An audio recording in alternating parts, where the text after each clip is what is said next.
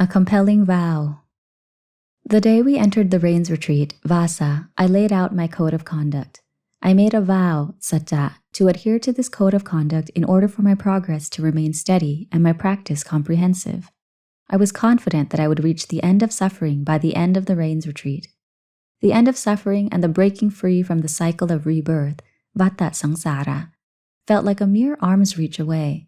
I was confident that I would reach my goal within 7 days from the start of the rains retreat.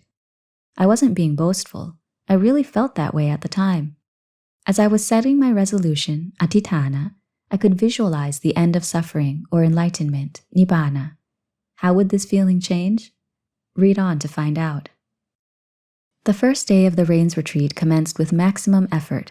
I relied on my vow to place enormous pressure on myself. I was fearless and willing to sacrifice my life for this effort. I would not regret my death if it came about from my true diligence. In fact, my death would pay homage to the Buddha, pay homage to the Dhamma, and pay homage to the Arya Sangha. I was constantly mindful of my ambition to reach enlightenment within 7 days. I accelerated my efforts and poured all my mindfulness, sati, and wisdom, paññā, into the endeavor.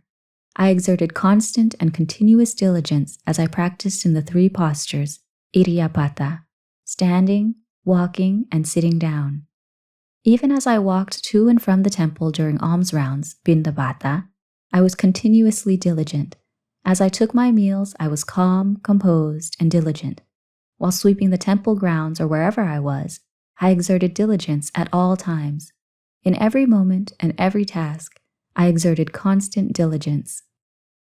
Constant diligence meant regularly employing mindfulness and wisdom to contemplate the universal truths, such as Dhamma, of this world.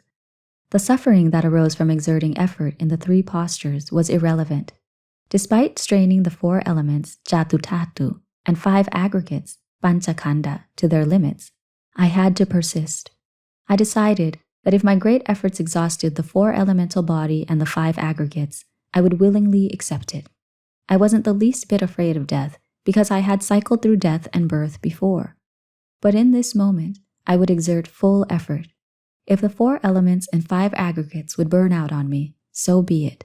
So long as my mind was afflicted with the cause of rebirth, I could be reborn again. I was ready should my life end within the 7-day deadline.